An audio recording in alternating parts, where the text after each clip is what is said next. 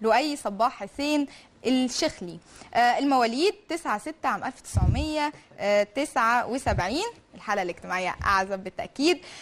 معاه بكالوريوس سمعية ومرئية إذاعة وتلفزيون كلية الفنون الجميلة ببغداد لعام 2004. معاه أيضا دبلومة سمعية ومرئية واختصاص فوتوغراف معهد الفنون الجميلة ببغداد، وعضو الجمعية العراقية للتصوير.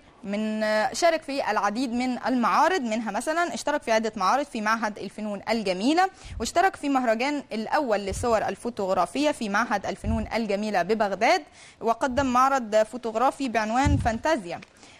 اشترك في مهرجان ببغداد الدولي العاشر للصورة الفوتوغرافية، وأيضا اشترك في المعرض العالمي للتصوير الفوتوغرافي المقام في هولندا لعام 2002 وأيضا عام 2003. معي الكثير والكثير عنه من حيث اشتراكه في المعارض أو حصوله على الجوائز، ولكن هنعرضها مع حضراتكم. فهنحب الأول نرحب بضيفنا النهاردة لؤي صباح حسين. أهلا بيك في شباب شاب. اهلا وسهلا وشكرا على التقديم الحلو. اهلا بيك يا لؤي، ونورنا في القناه وفي البرنامج. والله انتم المنورين. طبعا هو واضح ان هو السي في ما شاء الله يعني مليء بالجوائز والفخر يعني. الحمد لله الحمد لله بالشكر الحمد لله. المهم حابب اسلم عليك بصوره ضيف وبصوره صديق. صديق اكيد. اهلا وسهلا بك. شلونك لؤي؟ اهلا وسهلا. شو لا ايش فيك خايف لؤي؟ لا عادي لا بس الجو حار شويه. النهارده حاره يعني. هو الاستوديو بالذات مختلف عن بره الاستوديو خالص. طب لؤي طبعا احنا عايزين نعرف بس المشاهدين انك مصور فوتوغرافيا، طبعا غير تصوير الفيديو والسينما، الفوتوغرافيا يا جماعه اللي هي بالكاميرا. يعني هل انت شايف طبعا بالذات بجد المصورين الفوتوغرافيا في الوطن العربي بصفه عامه عندهم مش واخدين حقهم زي الدول الغربيه والدول الاجنبيه؟ مثلا ما فيش مهرجانات، ما فيش مؤتمرات، ما فيش يعني حتى كورسات. يعني دايما يقول لك مصور فوتوغرافيا بيبقى معتمد اكتر ان هو بيدرس مثلا الاضاءه وزوايا الكاميرا وبيبتدي يصور بقى، بيبقى هاوي وبشويه بشويه بيبتدي ياخد الخبره. ما فيش مثلا مكان معين بمعاهد او كليات منتشره في الدول العربيه بتعلم المهنه دي.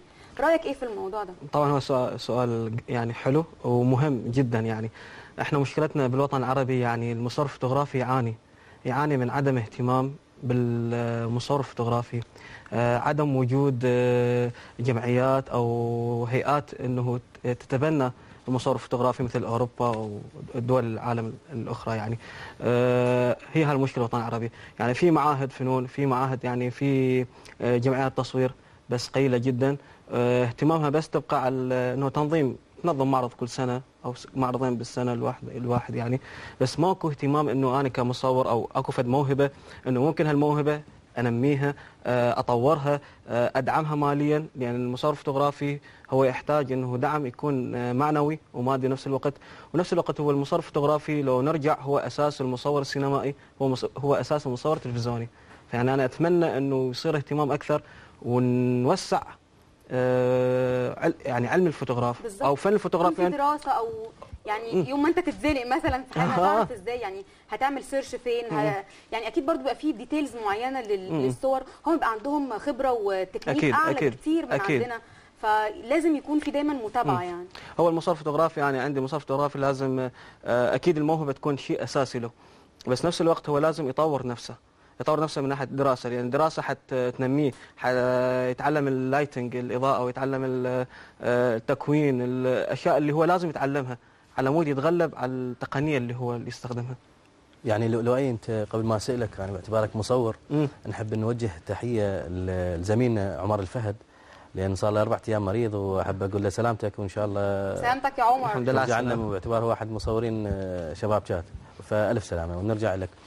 بالنسبه للصوره الفريمه الفريم، باعتبار احنا نشتغل فريمات انت تشتغل فريمه واحده صحيح، يعني احنا اكثر المونيتوريه طبعا. اكو فرق بين الصور يعني كصور تجريديه او صور يعني اللي نعرفها يعني صور عاديه مثلا صحفيه بالضبط، صور فوتوغرافيه اكيد من اجل الوظيفه. بس نرجع على شغلتك، يعني انا ويا المونتير يعني المونيتوريه يشتغلون 25 كادر يلا يخرجون صوره واحده يعني متحركه، احنا لا كادر واحد.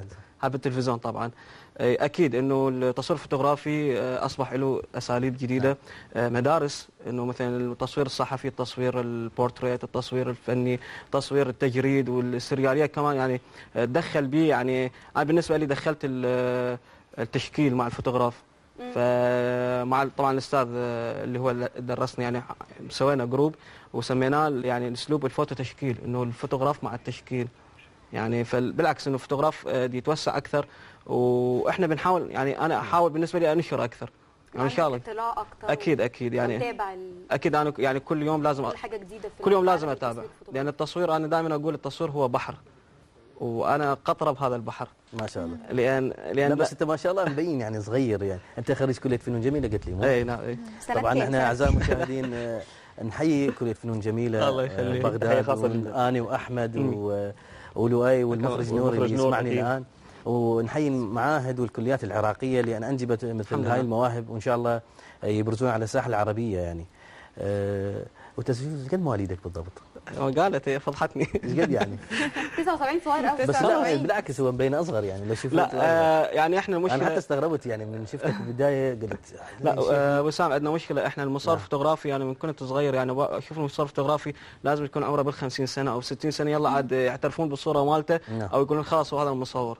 لا انا يعني الحمد لله يمكن اتكلم عن نفسي لان انا حبيت الفوتوغراف من صغري وطورته بالدخول المعهد والدراسه. الانسان اللي يحب يعني شيء او بباله يعني يصمم يطور نفسه فيه يطور نفسه بسرعه. يعني يمكن انا كنت صف رابع معهد حصلت على جائزه دوليه في مهرجان بغداد الدولي ما شاء الله. وبصف خامس معهد نفس السنه الثانيه على التوالي اخذت جائزه برونزيه. تصور تعرف انا بجد من مدمنين الصور الفوتوغرافيه كل يومين ان شاء الله اكيد انزل اتصور عند المصور. زين باعتبارك يعني صغير السن وبالمعهد وبعدين كليه فنون جميله، نسألك عن شخص يعني ماذا يمثل لك عادل الطائي؟ الله هذا احلى سؤال. مو صحيح؟ هذا سؤال موجود بالنص. لا موجود بالنص. لا استاذ عادل الطائي. نعم. يعني انا دخلت المعهد 96 هو كان مؤسس قسم السمعيه المرئيه، هو اول شخص اسس قسم الفوتوغراف في بغداد في العراق. نعم. هو الشخص اللي اعتبره يعني انا بسميه يعني الاب الروحي والعراب، يعني هو اللي تبناني هو اللي